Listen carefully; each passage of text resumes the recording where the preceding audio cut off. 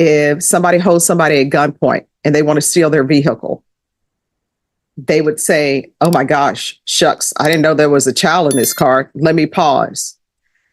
But they gave nobody pause. Everybody just still continued with what they were going to do. That's a problem for the court. Her mom leaves her in jail for 5 months to teach her a lesson. But still, after that, she did the crime. All right. Court is calling 2023 CR 3848, State of Texas versus Michaela Johnson. Can I have parties announced for the record for the state defense? Patrick Hancock for the defendant. All right. And are you Ms. Johnson? Yes, ma'am. All right. We're here for sentencing. You entered a plea of no contest to robbery on December 4th. According to the plea bargain agreement, punishment is to be assessed at a cap of 8 years in the prison. The state is opposing your application for community supervision or deferred adjudication. They're taking certain items into consideration. All right. Did you all have a chance to review the PSI report, state? Yes, Judge. Defense? I did, Your Honor. Any objections to the PSI report, state? No. Defense? No, ma'am. All right. State, any witnesses? No, Your Honor. Defense, any witnesses? Yes, Your Honor, I do. I have Miss Alicia Franklin, Michaela's mom. All right, Ms. Franklin. Can you raise your right hand? Do you solemnly swear or affirm the testimony you give will be the truth, that nothing but the truth, so help you God? I do. All right, you can lower your hand. Make sure you keep your voice up so the court reporter can hear. If you can state your name for the record. Alicia Franklin. All right, defense. Miss Franklin, good morning. Good morning. You and I have spent a lot of time together regarding Michaela, is that correct? Correct. And you are aware that Michaela has accepted responsibility for a robbery here in Burke County. Correct. And today is the day that the judge can either send her to prison or entertain her application for probation or deferred adjudication. Correct.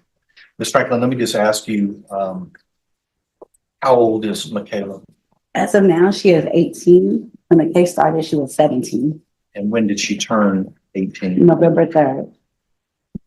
And where is she a student at? At Roosevelt High School. What grade is she in? She's a senior. And being in Roosevelt High School, has she made future plans, applied to any universities, or done anything at this point in her senior year? Yes, she was accepted to UTSA, and we're pending. Excuse me. Please whisper. Say it again, ma'am.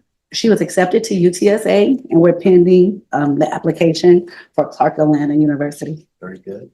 And how is she doing in school? She's doing good. She's on my honor roll. Right now she has all A's and perfect attendance since she's been out. And did Michaela request a letter from one of her school counselors to offer to the court today? She did. John, I tendered this to the state for their review. At some point, you'd like for you to look at that, Judge. All right. Any objections to the court reviewing this? No. All right. You may continue. Ms. Franklin, with regard to that letter, is it a positive review of how Michaela's doing at Roosevelt High School right now? It is. Michaela's right now, since her release, she's at the best she's ever been. She's focused, she's serious about furthering her future for college, and she's on the right path. I'd like to take you back to, I guess, the time around this offense. And before I do that, I want to ask you, are you a single mom? I am. Does Michaela have a father in her life who's active, or? He's not active, not consistently. And does she have any siblings? She does. She has a brother and a sister from her father. But living in your household is No, just you? no one, just me and Michaela. I want to take you back to around the time of the offense. Do you remember getting a call that Michaela had been locked up for some very serious offenses? Yes, I do. And can you tell the court what your response was? That she needed to sit there. I left her in there. She needed to understand what she had done and take responsibility. I left her in there for 5 months before I bonded her out, so she could understand that she didn't do anything it wasn't something small. She needed to understand exactly what she did and what she could look forward to. She needed to know what prison or their county was, what jail was. And do you think those 5 months had a significant impact in her life? Most definitely. I know for a fact she doesn't want to go back. She definitely has a true meaning of what jail is. And was that your goal at that time? That's definitely was my goal, because I could have bonded her out the same day or the next day. I mean, I could have got the financial means to get her out. So it was definitely my goal for her to learn her lesson. And hopefully we don't ever have to revisit this again, which I don't think we will. I honestly think that she did learn her lesson. Miss Franklin, let me ask you, at the time when she was arrested, were there some behavioral problems that you picked up on? Yeah, there was, but I thought she was just being a rebellious teenager. I didn't realize she was like depressed and had low self-esteem until she had suicidal thoughts. I took her to Little Ridge, but they let her out and she did a little counseling here and there.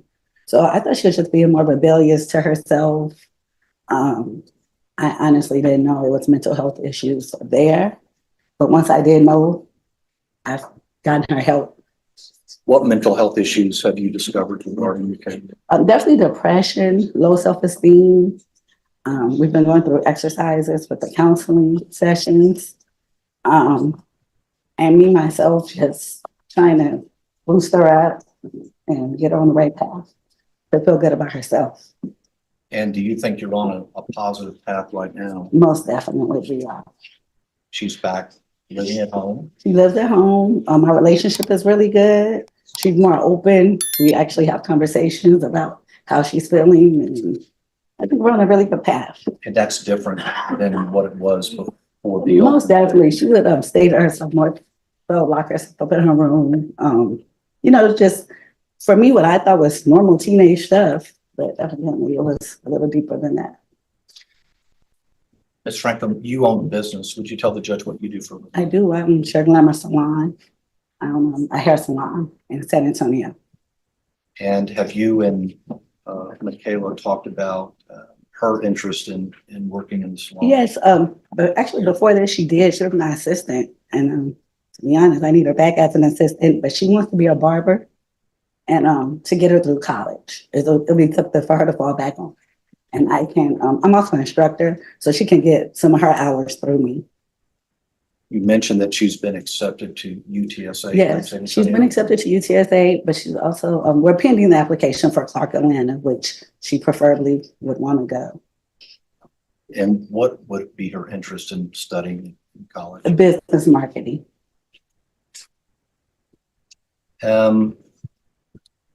So you left her in jail for 5 months and now she's been on pre-trial release as a condition of her bond. Correct. I know we had one GPS circumstance that we had to take up with the court, but Yes. Other than that issue that was straightened out here in the courtroom, do you think she's been compliant with all the rules? Yes, she's been compliant, and I also make sure she's compliant. I mean, we get home on time, way before time. We don't take no shortcuts. So yeah, she's definitely compliant. I know that today we had the opportunity, the three of us, you, me, and Michaela, to go through the pre-sentence report. You can see there are some pretty raw feelings on the part of the listed complainant. Yes. Can you tell me if you think, even before today, do you think Michaela recognizes just how serious this offense was and the fear that people were placed in and the after effects of that fear? Yes, she definitely recognizes that. She's definitely voiced how remorseful she is for this. I know for Christmas we did, she wasn't able to actually go to the battered women's shelter, but she did produce a toy drive. So where she marketed it and we received a lot of toys, I think over 500, and took it back to the battered women's shelter. She definitely is remorseful and she definitely understands that she put these people in fear and it's not to be taken lightly. Very good. Could you address very quickly whether you think your daughter would be a good candidate for probation or deferred adjudication in this court? I think she would be a great candidate. I think, matter of fact, I know she has a bright future. This was something that she got herself into that I know she regrets. And I don't think that she should be sent to jail. She's done 5 months, and I understand that it's not the same as 10 years, but she definitely recognizes and has had a taste of what jail is, to not do this again and not be in any more trouble, and to succeed and hopefully help other juveniles and help other people who are going in that direction. Ma'am, that's all the questions I have. The Okay. state has an opportunity to ask any questions they want. Yes. Any questions? Were you aware that this offense occurred on February 8th of 2023? Once I got a call from the Michaela when she was already in custody. So you knew the date. Yes, And what day was that of the week? Do you remember? I do not. Would it surprise you that it was Wednesday? I mean, I don't know. Did it surprise? It was a Wednesday. Yeah. Would it surprise you that this offense occurred shortly before 1 p.m.? The whole thing surprised me. But I'm asking specifically about the time at which the offense occurred. Would that surprise you? Did you know that it happened? I did know. I mean, I've known since by reading the papers, and Where should Michaela have been? she should have been at school. So do you know, or did Michaela ever talk to you about what happened during this offense? Yes, So you were aware that the victims in this case was a mother and her young 4-year-old son. yes, sir. And you had a chance to read the victim impact statement. Yes, sir. And did it shock you that this had a drastic effect on that family? No, sir. I definitely understand the turpitude of the case. So you understand what the victim's feeling when she's saying that prison would be appropriate here. I don't think it would be appropriate for Michaela And ma'am, for the simple fact. I'm gonna ask if you could answer my question. Would it surprise you or does it shock you that the victim in this case is asking for prison? No, sir. Is it understandable? It definitely is understandable. And were you aware that the other two people that participated in this act, that they were both younger than you? Yeah. So she was the oldest one out of the group, right? Okay. Yes. So she should have been able to make better decisions than the other two, correct? I don't agree with that. The other two had been in trouble. I understand, and she also was the only girl. So And specifically her role in this act, were you aware that she was the person that drove the car that boxed in the victim and her son? I understand that she was the driver. Yes, sir. Specifically that boxed in the victim and I her son. understand. Nothing else to say. All right, any other questions? Ms. Franklin, I think I tendered it to the judge as a part of the other letter, but you did take Michaela to be evaluated by Mark Harris. I did. He's a licensed therapist, is that correct? Yes. Judge, if I didn't give you that. Yes, you did, and I reviewed it. Okay. It's very good. attached to that. Thank you, Judge. And you had the opportunity to look at his assessment, and that's helped you on a path of understanding her now, is that correct? Yes, it did. All right. Thank you. Thank you for coming in. All right, defense, call your next witness. Judge, that's it. All right, did your client wish to say anything? Judge, I think I'm going to speak for her. All right, so I want to let the parties know that part of my question, or maybe you can address this, counsel, Yes, ma'am. because it says that she is minimizing her role. And it says regarding the instant offense, the defendant stated, "I have no comment at this," which I understand. Sure. That was But me. then she comes back and she does make a comment. And it says the defendant later stated, "I feel it needs to be looked into more," rather than what they are saying. And I think we addressed that actually this morning, Judge. I think her point on that is she was charged with aggravated robbery. She did not possess, hold, or yield a gun.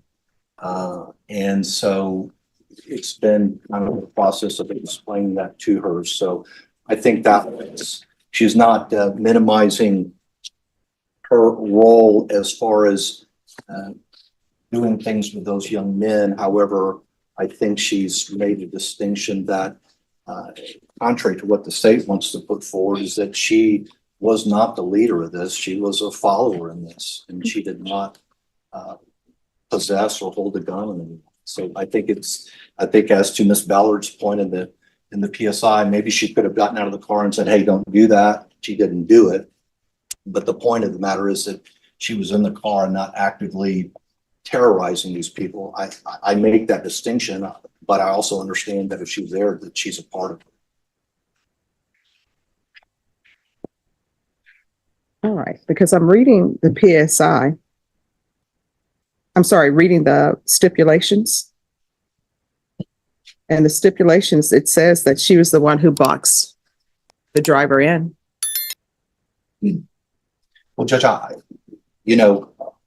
we're here taking responsibility for the facts. So I don't think she has said that she's not guilty of this offense. I just think she has a different interpretation of her role versus those young men. All right. All right. Anything else from the state?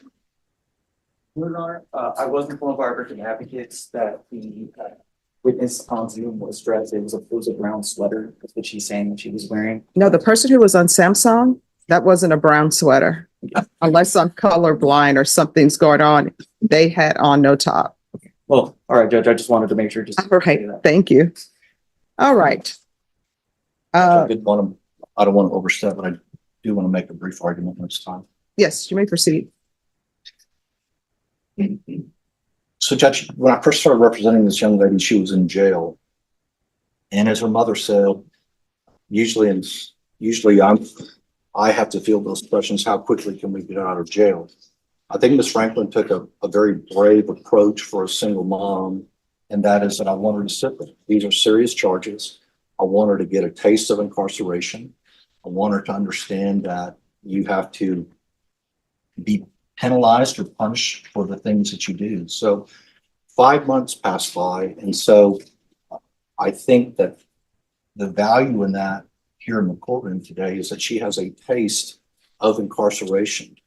And I think she's come out of jail, Judge, and the letter from the Roosevelt High School from Ms. Howard says she's really doing well in school.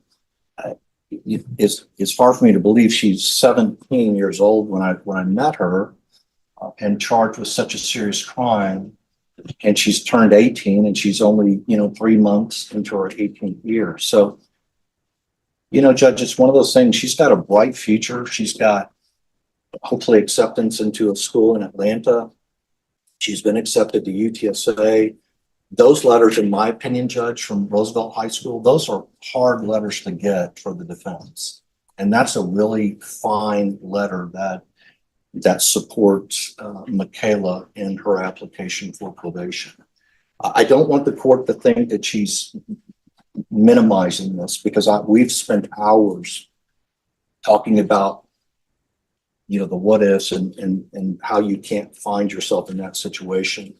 Her mom was bright enough through some talking that we had to get her sessions with Mark Harris, and Mr. Harris is very good through the juvenile probation and through private practice of bringing these young people in. He specializes in young offenders and working with them with this cognitive behavioral.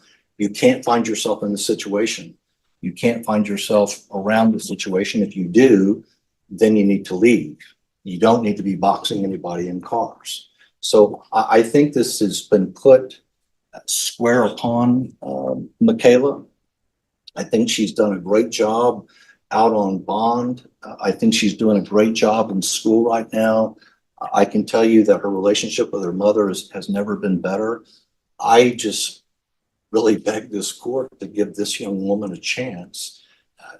A conviction and being sent to prison is going to irreparably change her life. Now, I know that there's victims out there who have had their life irreparably changed too.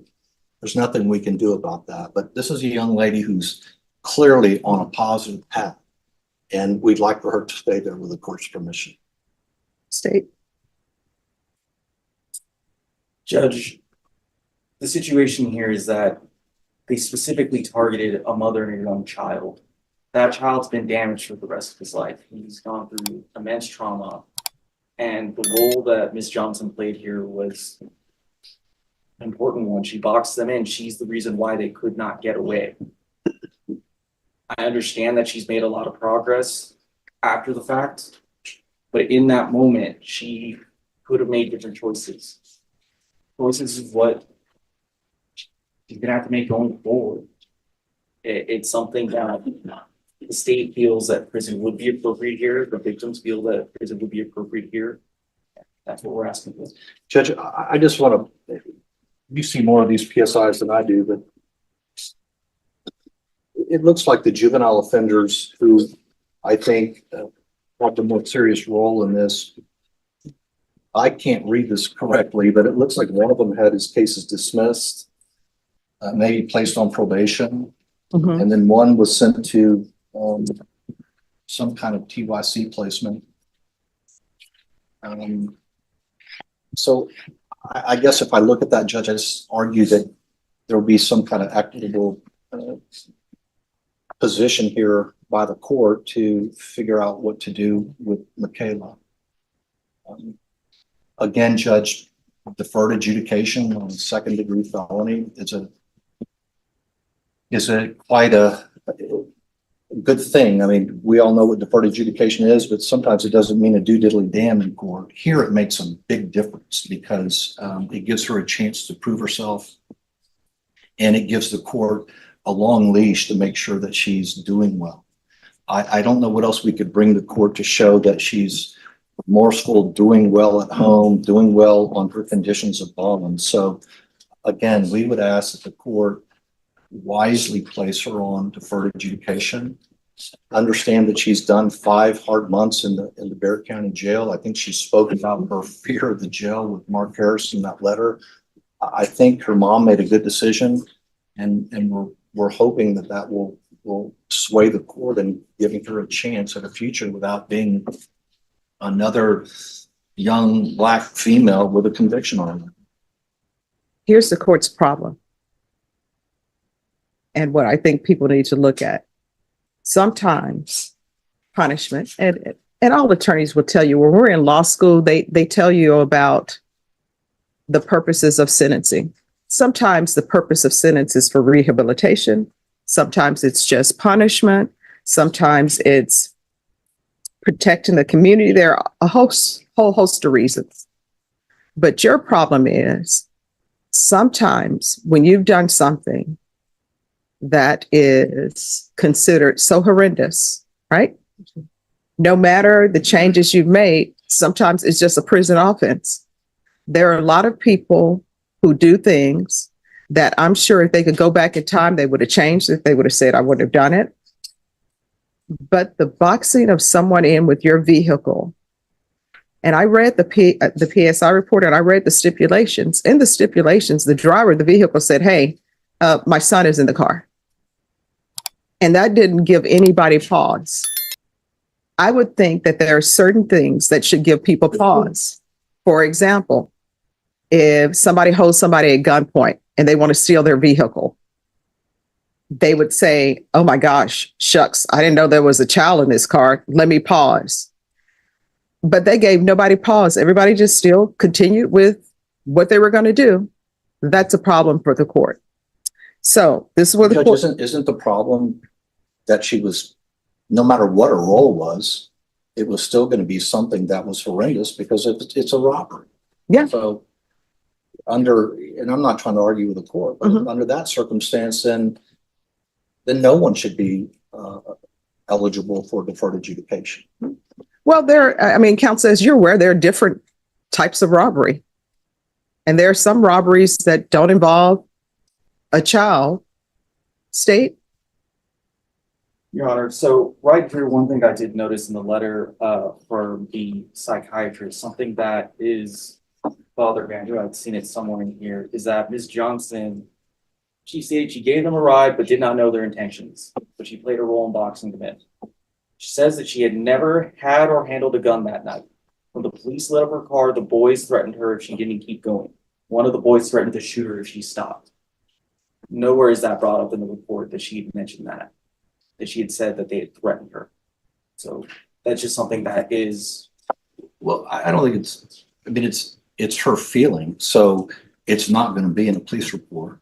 right, But I can tell you that was her feeling on this. She did feel threatened by these two young juvenile offenders. But we're here today to take responsibility and not make excuses. So that's our answer to that, Judge.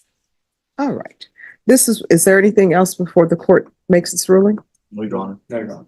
All right, this is what the court is going to do. Court is going to find you guilty, taking consideration 2023 CR 3850, 2023 CR 3849, grand jury number 806632. There's to be restitution of $110 to John Bright in grand jury number 806632. Give you credit for any time served. I'm going to retain jurisdiction. Your attorney will tell you what that means, and I'm going to sentence you to 6 years in the prison.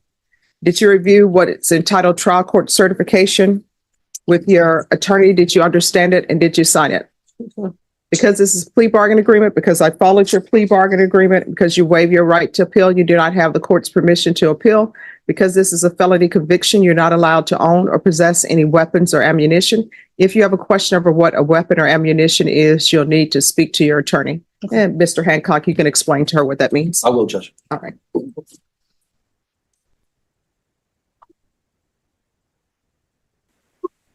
This is a sentencing hearing for 18-year-old Michaela Johnson, who pled no contest to robbery.